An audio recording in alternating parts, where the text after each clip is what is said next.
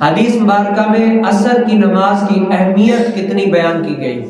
آج جیسے ہر نماز کی اپنی فضیلت ہے، لیکن نبی کریم صلی اللہ علیہ وسلم نے عصر کی نماز کی فضیلت کتنی اور اہمیت کتنی بیان کی۔ آج وہ کچھ لوگ ہوتے ہیں نا، عصر کی نماز اور اس سے علاوہ نمازوں کی اہمیت ہی نہیں ہوتی، نماز قضا ہو رہی ہوتی ہے، نماز چھوڑ دیتے ہیں، پڑھتے ہی نہیں ہیں، ان کو کچھ فکر ہی نہیں ہوتی۔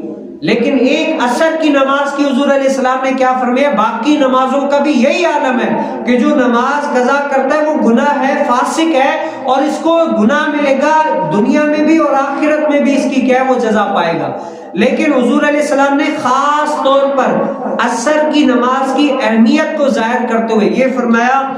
حضرت سیدنا عبداللہ بن عمر رضی اللہ تعالیٰ عنہ سے روایت ہے کہ نبی کریم صلی اللہ علیہ وسلم نے فرمایا کہ جس کی عصر نماز فوت ہو گئی نا، اس کے اہل، اس کے مال سب کیا ہے برباد ہو گئے۔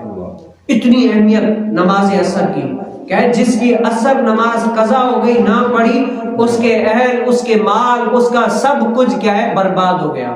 گویا کہ یہ جو بددعا ہے یہ حدیث مبارکہ میں اس کے لیے مذکور ہے۔ اب اس کو بددعا بھی کہیں یا نہ کہیں، لیکن کیا ہے عام حالات میں، ہمارے حالات میں اس چیز کو برا سمجھا جاتا ہے۔ اگر کوئی یہ الفاظ ہمارے لحاظ سے اگر کسی کو کہے تو لوگ اس کو بددعا سمجھتے ہیں، لیکن حضور علیہ السلام نے فرمایا جس کی عصر نماز فوت ہو گئی، اس کے کیا ہے گویا مال، اہل سب کچھ برباد ہو گیا، وہ برباد ہو گیا۔ اور اس کی ایک وجہ علماء یہ بھی فرماتے ہیں کہ اسی لیے کہ ان اوقات میں نا فرشتوں کی ٹائمنگ چینج ہوتی ہے۔ کیا ہوتی ہے؟ جو پہلے فرشتے ہیں نا وہ چینج ہو کے عصر کے نماز آسمان پہ جاتے ہیں، آسمان والے پھر عصر کے ٹائم آتے ہیں۔ تو یہ کیا ہے، عصر والے جب جاتے ہیں دیکھتے ہیں کہ بھائی نماز پڑھ رہے ہیں، وہ واپسی آتے ہیں تب بھی دیکھ رہے ہوتے ہیں کہ نماز پڑھ رہے ہوتے ہیں۔ اس کی مین ایک وجہ یہ بھی ہے، اور بھی بہت ساری وجوہات ہیں، لیکن کیا ہے نماز عصر کو فوت جس کی ہو گئی، نبی کریم صلی اللہ علیہ وسلم نے فرمایا کہ اس کا کیا ہے سارا کا سارا مال، اہل، عیال سب کچھ برباد ہو گیا۔